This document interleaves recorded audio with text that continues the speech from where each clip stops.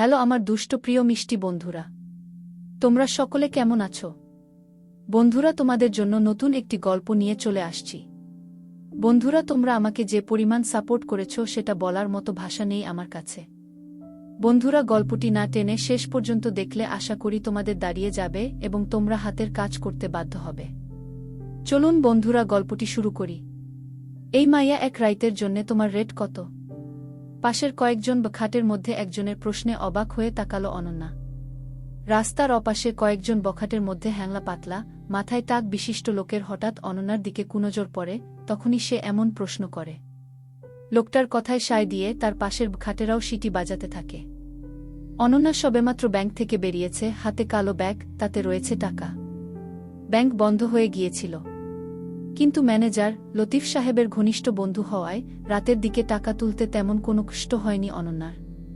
ভদ্রলোক যথেষ্ট স্নেহ করেন তাকে, কিন্তু ব্যাংকের বাইরে এসে এমন বা যে পরিস্থিতির মুখোমুখি হতে হবে তা বোধহয় কল্পনা করেনি অনন্যা।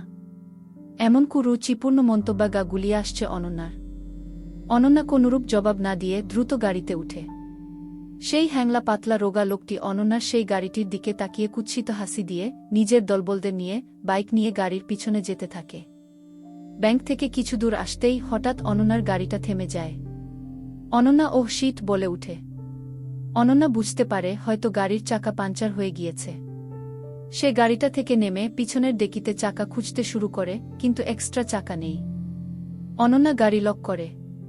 অতঃপর পার্স থেকে ফোন বের করে ম্যানেজারকে ফোন করে জানায় সে যেন মেকানিক নিয়ে এসে গাড়িটি সারিয়ে বাড়িয়ে পৌঁছে দেয়। অনন্যা গাড়ি সারানো অবধি অপেক্ষা করতে পারবে না, তাকে যথাসম্ভব তাড়াতাড়ি হাসপাতালে পৌঁছাতে হবে। অনন্যার মনে হলো তার পদে পদে বিপদ। কোনো কাজ সুষ্ঠুভাবে হবে না, হয়তো ঘেটে যাবে। গাড়িটাই বা এসময় খারাপ হবে কেন?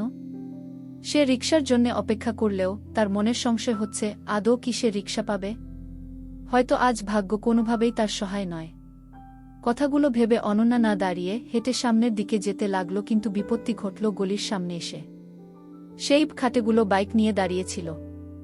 অনন্যাকে ফের আরেক পলক দেখে বিকৃতভাবে তাকালো হ্যাংলা পাতলা লোকটি। মুখে কুৎসিত হাসির রেশ। লোকটা আবারও বলে উঠল, কি মাইয়া, আসো আমাগো লগে। এক রাইতের সুখ দিলে মেলা টাকা পাইবা। তোমার শরীর আমার মেলা পছন্দ হইছে। লোকটির কথা শুনে তার সাথে বখাটেরাও বিচ্ছিরিভাবে হাসতে থাকে। তাদের কথাবার্তা এবং বিচ্ছিরি অঙ্গভঙ্গিতে ঘৃণায় গা রি করতে থাকে অনন্যার। অনন্যার আগে সামনে এগিয়ে লোকটার গালে থাপ্পড় মেরে চেঁচিয়ে বলে, লজ্জা হওয়া উচিত আপনাদের। একজন মেয়েকে সম্মান করতে না পারলে অন্তত অসম্মান করবেন না। মেয়েরা কি আপনাদের কাছে পণ্য? এতটা কুৎসিত মানসিকতা কি করে হতে পারে আপনাদের? বখাটে লোকটির মুখশ্রীর ধরন পরক্ষণেই পাল্টে যায়। ছোট ছোট আখি জোড়ায় ক্রোধে টকটকে লাল হয়ে যায়।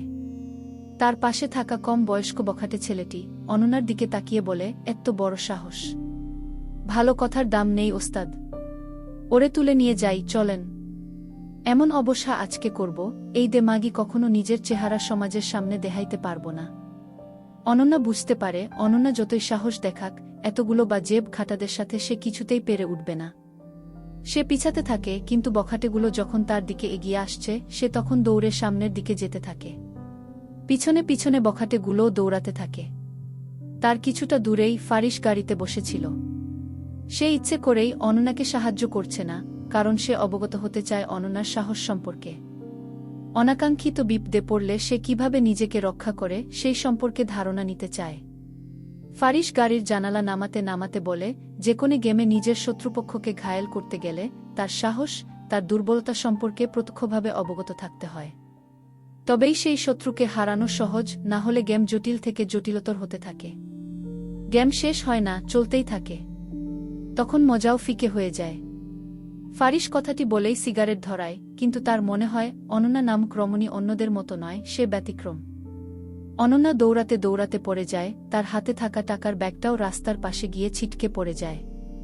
বখাটে লোকগুলো এসে থেমে যায়। সেই হ্যাংলা পাতলা লোকটা এগোতে নিলেই অনন্যা তার পাশে থাকা ভারী ইটের টুকরো নিয়ে লোকটার কপাল বরাবর ছুঁড়ে মারে। লোকটা সজোরে আঘাত পেয়ে মাটিতে বসে পড়ে। বাকিরা তা দেখে লোকটাকে নিয়ে ব্যস্ত হয়ে পড়ে। অনন্যা সেই সুযোগে দৌড়াতে থাকে, দৌড়াতে দৌড়াতে হঠাৎ আরেকজনের গায়ের সাথে ধাক্কা খায়।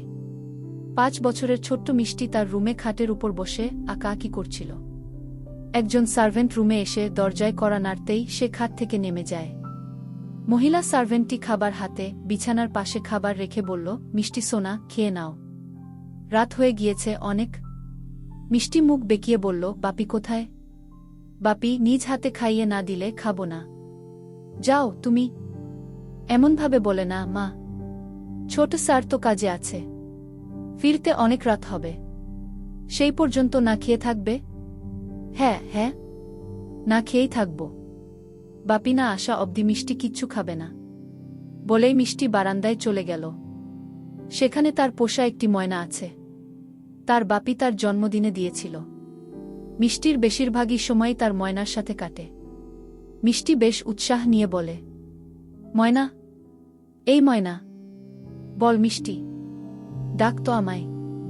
ময়না ডাকে না। মিষ্টি প্রায় প্রতিদিন তার ময়নাকে মিষ্টি বলা ডাক শেখায়, কিন্তু ময়না কিছুতেই তাকে মিষ্টি বলে ডাকে না। কিন্তু তার বাপি তাকে বলেছিল ময়না পাখি নাম ধরে ডাকতে পারে, তবে তার নাম ধরে ডাকছে না কেন? ময়নার কাছে বোধহয় মিষ্টি নাম উচ্চারণ বেশ কঠিন মনে হচ্ছে, তবুও মিষ্টি চেষ্টা চালিয়ে যাবে। তার বিশ্বাস কোনো এক ভোরে তার ময়না চেঁচিয়ে ডাকবে, মিষ্টি মিষ্টি। অনন্যা তার সামনে থাকা ব্যক্তিটিকে দেখে তৎক্ষণাৎ সরে যায়। অভি অবাক দৃষ্টিতে তার দিকে তাকিয়ে আছে। অভি বুঝতে পারছে না অনন্যা কেন দৌড়ে আসছে। অভি তার চেম্বার থেকে গাড়ি করে বাড়ি ফিরছিল, হঠাৎ অনন্যাকে দৌড়ে আসতে দেখে গাড়ি থেকে বেরিয়ে আসে। তখনই অনন্যা দৌড়াতে দৌড়াতে সরাসরি অভির বুকে গিয়ে হুমড়ি খেয়ে পড়ে। অভি অনন্যাকে বিধ্বস্ত অবস্থায় দেখে বলে, কি হয়েছে তোমার অনন্যা? তখনই অভি দেখতে পায় পিছনে পিছনে সেই বখাটেগুলোও আসছে, যার মধ্যে একজনের মাথায় বেশ বাজেভাবে জখম হয়ে আছে। সেই বখাটের দেখে অভির বুঝতে বাকি নেই অনন্যা কেন দৌড়ে আসছিল। রাস্কেলগুলোর সাহস দেখে সত্যিই অবাক হচ্ছি।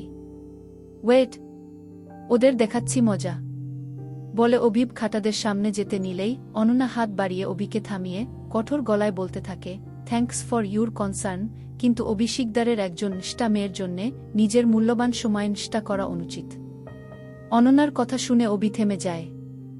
অনন্যা হাতের ইশারা করে অভিকে সামনে তাকাতে বলে। অভি সামনে তাকাতেই দেখে ইতিমধ্যে পুলিশ এসে সেই খাটেদের ধরে ফেলেছে। অনন্যা দৌড়াতেই দৌড়াতেই 999-এ ডায়াল করে ফোন করে ফেলেছিল। পাশেই থানা ছিল বিধায় অনন্যার ফোন পেয়ে তৎক্ষণাৎ পুলিশ চলে আসে। অনন্যা অভির দিকে তাকিয়ে মুচকি হেসে বলে, অনন্যা নিজের বিপদ একাই কাটিয়ে উঠতে পারে, তার জন্যে আপনার মতো মানুষের অন্তত সাহায্যের প্রয়োজন হবে না। আপনি বরং আপনার হবু বুকে নিয়ে চিন্তা করুন। আমাকে নিয়ে চিন্তা না করলেও চলবে, আমার জন্যে আমি একাই যথেষ্ট। কথাটি বলেই অনন্যা চলে যায়। অভি সেখানে দাঁড়িয়ে পড়ে। এতক্ষণ যাবৎ সমস্ত কিছুই পর্যবেক্ষণ করে যাচ্ছিল ফারিস। সর্বশেষে সে বাঁকা হেসে গাড়ি ঘুরিয়ে অফিসের দিকে রওনা হয়। অন্যদিকে অনন্যা সেই গলিতে এসে হন্য হয়ে সেই টাকার কালো ব্যাগটি খুঁজতে থাকে, কিন্তু কিছুতেই পায় না। এই ঢাকা শহরে এতগুলো টাকার ব্যাগ পেয়ে কেউ নিশ্চয়ই বুঝি হাতে নিয়ে দাঁড়িয়ে থেকে অপেক্ষা করবে না ফেরত দেওয়ার জন্যে। এমন মানুষ দুর্লভ বটে। সৎ মানুষের থেকে অসৎ মানুষের সংখ্যাই বেশি। অনন্যা ধপ করে বসে পড়ে। এত চেষ্টা করেও কোনো লাভ হল না। প্রচুর কাঁদতে ইচ্ছে করছে, কিন্তু ভাগ্যের পরিহাসে আজ কেউ তার পাশে নাই। না আছে বাবা মা, না আছে ভালোবাসার মানুষ, আর না আছে কোনো বন্ধু যার বুকে মাথা রেখে বেশ কিছুক্ষণ কেঁদে হালকা হওয়া যাবে। কিন্তু অনন্যা ভাবে তাকে কাঁদলে চলবে না, তার বাবার জন্যে হলেও তাকে শক্ত থাকতে হবে। ফারিস কিছু ফাইল ঘাঁটছিল, নজর তার সামনে থাকা সিসিটিভি ফুটেজের স্ক্রিনের উপর। হঠাৎই তার অধরে রহস্যময় হাসি ফুটে উঠে।